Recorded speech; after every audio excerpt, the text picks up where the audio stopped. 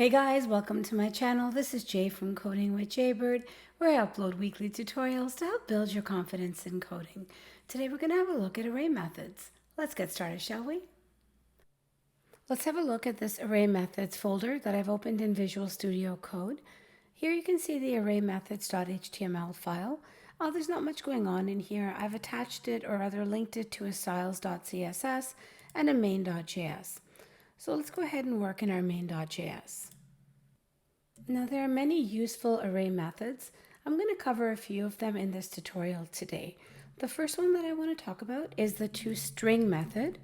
And the toString method converts an array to a string. So it takes the array values and makes them into a comma separated string. So let's start with something simple like courses. So I'll say courses equals, now this will be an array, so using our square bracket syntax, let's put in some courses. So I'll say HTML, CSS, JavaScript, PHP, and then lastly, let's throw in React. Now I just want to see what this looks like in the console. So let's have a look at courses. And we can see that we have 5 items in this array, going from 0 to the index item number 4. All right, so let's do a console.log next, where we'll take courses dot and we'll apply the toString method onto it. And when I save it, you can see that what it did was it took each one of those array values and put a comma between them and made a string representation of it. Now the next method that I want to talk about is the join method. Now the join method is very similar to the toString method in that it joins all array elements into a string. However, with this join method, you can also write your own separator instead of commas. So let's go ahead and practice that next. So what I want to do is, again, I want to see this in the console. So I'll do a console.log. And here I'll take courses and using dot notation, I'll apply the join method onto it. And in here, I can pass in a string value of whatever that separator should look like. So I could add like a plus sign or a bunch of dashes. So let's start with just one dash. And let's see what we get. We get the exact same array values, but instead of the comma separating them, we get the dashes. And of course, we can replace this with a plus. And you can even add multiple values, like let's say plus, plus, plus. And you can see it concatenated all these pluses and made everything into one long string. All right, so one of the benefits of using arrays is that you can easily add or remove elements in an array. Now this brings me to our next two methods. One is called pop and the other is called push. So let's start with pop first. So the pop method pops, or rather removes, the last element out of an array. So let's use this courses array again, and I'll just say courses dot, pop. And then of course we need to have a look at this in the console to see what did it actually do. So I'll see when I console.log courses, what have we actually done? Well, if you expand this, you can see we still have HTML, CSS, JavaScript, and PHP. So it's in fact removed the last item as expected, since the pop method removes the last element out of the array. Perfect. Now push does the exact opposite. The push method pushes, or rather adds, a new element to the end of an array. So let's use that courses array again. And this time, using the dot notation, let's apply the push method onto it. And here we're going to pass in a string value of whatever we want the last array item to be. So let's say now that I've removed React, let's say I want to change it with Angular. So when I save this, and of course I have to console.log it to see what does courses now look like. Let's have a look in the console. We see now again we have 5 items. So we started with 5, removed React, got down to 4, and now using push, we've added a 5th item back in, and this time the 5th item is Angular. All right, that looks great. Let's practice another method called concat. Now the concat method creates a new array by merging or concatenating existing arrays. Now note that this doesn't actually change the original array. So let's practice joining 2 or 3 arrays.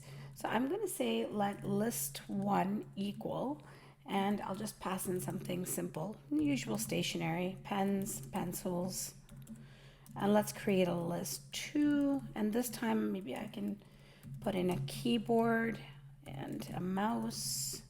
So these are just things I would use on a daily basis. And for list 3, let's say I use, I have a PC, I have a PC and a monitor. Okay, that looks good. So we have 3 list items here, or rather 3 list arrays here. Now, if I want to concatenate or merge all of these, I can store them in a new variable name. So let's call it final list, and I'll say final list equals, and I'll grab the first list that I want to join something onto. So list 1, and I'll apply the concat method onto it. And in this concat method, I'm basically saying add the first item, then add the second and the third, and so on. So it's kind of like a plus variable. So here I'm just going to say list 2. So what I'm saying is take list 1 and join list 2 onto it, and then join list 3 onto that as well. So once again, let's have a look at this in our console to see what do we actually get. And as you can see, we have 6 items, and these are the 6 items, 2 from each one of these lists. And you can see we have list 1, then list 2, and then lastly we have list 3 at the end. Now we can also pass in a string as an argument into the concat method. So that's something that's a little different. So let's just say I'm going to do a console.log, and in it I'll take list 1 and I'll concat markers onto it. So I just want to see pens, pencils, and then join markers onto the end of it. And as you can see, I've successfully done that here. We have 3 list items, pens, pencils, and markers. Awesome, everything looks great. Now, lastly, I'd like to talk about 2 methods called Splice and Slice. So we're going to be talking about splicing and slicing arrays. Now, the splice method can be used to add new items to an array. So I'm just going to create a simple array called num, let's say numbers, equals, and I'm going to pass in the string representation of a few numbers. So let's say 1, 2, 3, and let's stop at 4. Okay, so I've got these 4 string values in my num variable. Now, let's say I'm going to create a new variable called spliced num. So we're going to take the original num, and using dot notation, we're going to splice it. Now, in the splice, we pass in a few values. The first parameter, let's say I pass in 2, it tells us where the new elements should be added or spliced in the array. So I want it to be added after the second position. Now, using commas, I'm going to have my next argument, and my next one, which is the value 1, this second parameter tells us how many elements we want removed. So let's say I just want 1 element removed. And then I'm going to pass in 5 because that's the element that I'd like to add. So let's have a look at what does this spliced num look like in our console. And you can see it has the value 3 in it. Okay, so what have we done here? Well, we've taken this num array, and after its second position, we've removed 1 element, which has a value of 3. We've stored that value of 3 in this variable called splice num, and then in our num array, we've added this element with a value of 5 in its place. So let's do a console.log to see what does num look like now.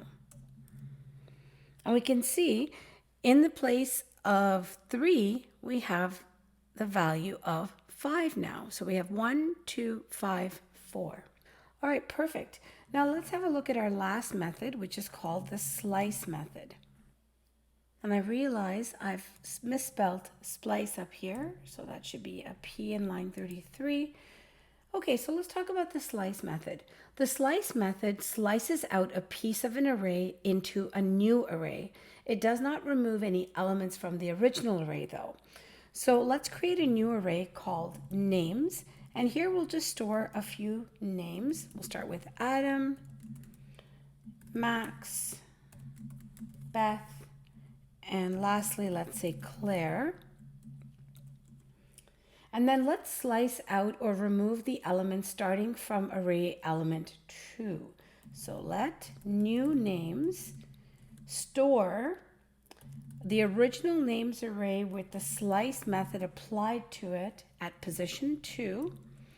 And then when we do a console.log of new names, we get Beth and Claire. And that's because we've sliced out or removed the elements starting from the array element 2. And let's also make sure that it hasn't affected our original array. So if I do a console.log of names, we can see that Adam, Max, Beth, and Claire are still preserved in the original array. All right, everyone, that's it for my video on array methods. I hope you've been enjoying my video series so far. I have a few more lessons that I have prepared, and then I'm going to be moving on to a whole new series in a few weeks' time. So stay tuned for that. If you've been enjoying my videos, please don't forget to hit that like and subscribe button so I can continue to make more coding videos for you in the weeks to come. Until next week, keep on coding.